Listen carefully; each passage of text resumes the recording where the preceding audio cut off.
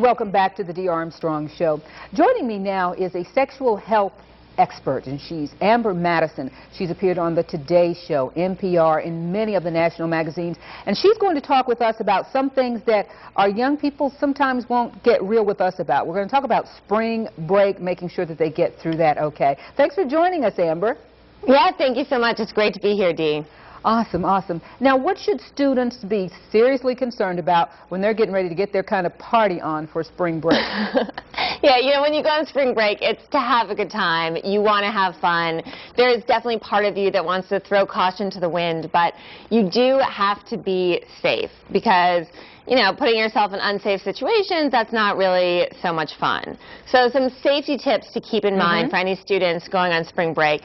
First of all, monitor how much you drink. If you're going to be drinking on spring break, you know, make sure that you keep tabs on yourself and know when you might have had one too many drinks. You're maybe out on the beach in the hot sun all day. Drink some water also. And when you're out at night, check in and say, hey, do I really need that extra beer, or is it time to grab a bottle of water right now? Second thing that students should remember to keep themselves safe is stay in a group. When you're on spring break, you're going somewhere completely unfamiliar, you're surrounded by strangers, you want to stay with a group of people you came with and really keep tabs on your friends the whole time.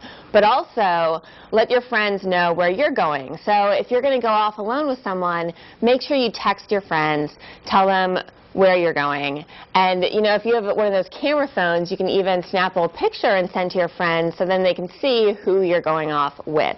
Which brings me to a third thing that students really need to be aware of during spring break is the whole hooking up thing that happens there. And that is just a reality for many people. I just read a statistic recently that 3 out of 5 girls know someone who's had unprotected sex on spring break. So you want to be prepared. If you're sexually active, bring condoms.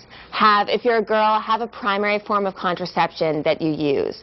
But know that if your contraception messes up, or if you end up having unprotected sex, you do have the option of emergency contraception.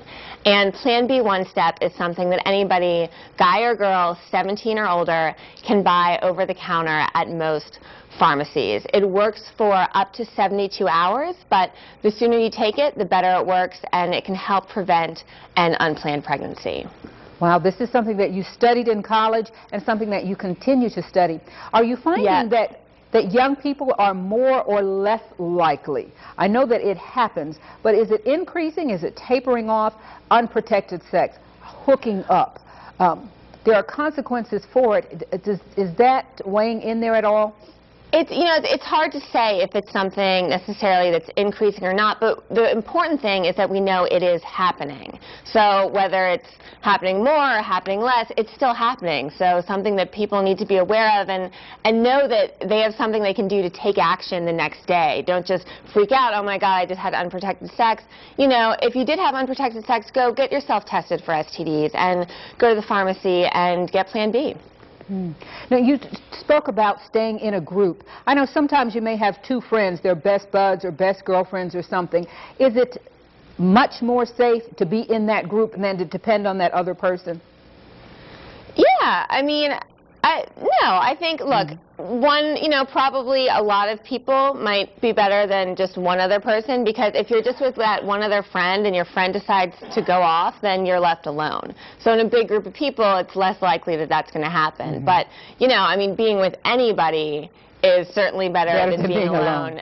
And if you do, you know, that's something to keep in mind. If you're off at spring break with your best friend and you're thinking about, you know, running off to go do whatever with some guy you just met, you know, think, hey, it's not right for me to leave my friend alone. You know, that's not a choice you can make for your friend.